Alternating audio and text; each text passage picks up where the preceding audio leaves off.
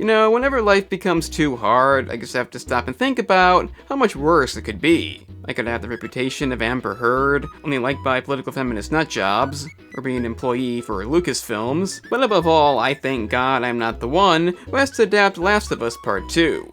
I stand by Season 1 still being good, even though some critics didn't like it as much. I'm okay with the characters being slightly different, obviously it wasn't perfect. But in the case of Season 2, they have to adapt the second game.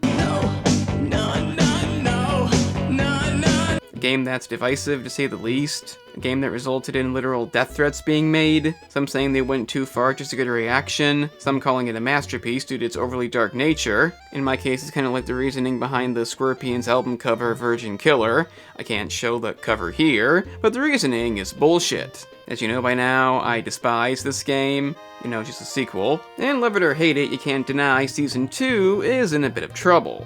I'm not trying to say it's gonna be bad, at least not yet, but if they choose to primarily imitate the second game, like how Season 1 copied the first game, there's pure and simply no good outcome there. Like I said, it's a bad position to be in because some people do still worship that game. Given the complaints about Season 1 being changed even a little, you can only imagine what a complete narrative shift would cause. And to those who don't agree, giving us the same bullshit, I don't want to keep complaining about that game so I won't go into it, but the odds are you know how it goes, and many people, me included, don't want to see that again. I'm not just talking about Joel dying, by the way. I discussed in past videos how I think that should have been, and how I think Season 2 should be. And if I really had to make a prediction, I guess I would vote on them still copying the game, because 1, it's easier, and Neil Druckmann wouldn't be too keen on his precious narrative being altered. If that happens, it's probably DOA. I don't know how you could take that narrative and make it good, but assuming they have enough common sense to say, let's not literally do the same stupid shit twice, it still doesn't guarantee a great season. There are a couple of other things that come to mind that should be brought up. While I'm okay with Pascal despite him being in almost everything, Bella Ramsey is, I don't know, fine, but is that really the closest they could come? This is an issue I've avoided as it has nothing to do with the acting, but I don't really buy her as Ellie.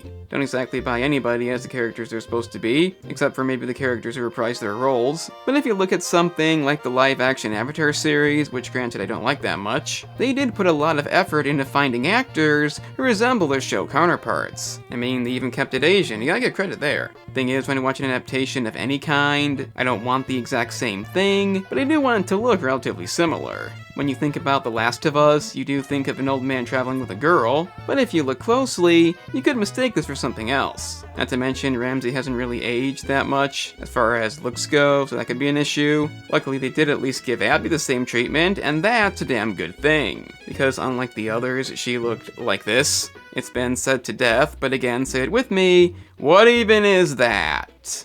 Credit where credit's due, they found a nice normal person this time. So even if Season 2 is a complete mess, at least the scenes with her won't feel like some kind of bizarre comedy. Kinda like Lynch in No Time to Die. What was that about? While they may have avoided the woke disaster there, it doesn't mean the sensible viewer is completely safe. Let's not forget they devoted almost an hour-plus long episode to a gay couple that pretty much added nothing to the plot whatsoever. Technically 2 episodes did this, but one was, you know, a main character, while the other had less relevancy than he did in the game. It was applauded, of course, by the fake critics. If you want to laugh, read the reviews, it's pretty damn funny. Luckily for the most part, the nonsense ended there, but you did still get lines like this. Communism.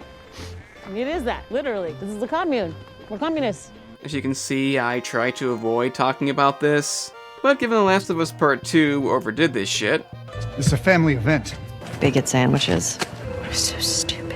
It's very possible Season 2 will follow a similar route. I mean, they've already gotten the fans on board, they're not afraid to give us an hour's worth of nothing, and if you look at the similar path of Westworld, once it got the fans hooked, that was co-written by Haley Gross, who also co-wrote Last of Us Part 2, and 2 episodes of Season 2, it leads to a lot of the excitement I once had becoming more of curiosity. I'm not trying to say it's going to be the case, but you can't exactly get too excited here. It still has potential, a chance to fix past mistakes, but if that's how things usually went, we wouldn't be having this conversation. I'm still hopeful, but in the end, that means nothing, so let me know what you think down in the comments. Remember to like the video, consider subscribing down below, and check out the gaming channel for the same stuff with games, like this one. Link in the description. I'm the analyst, and remember kids, you just can't beat the taste of bacon sandwiches. Mmm.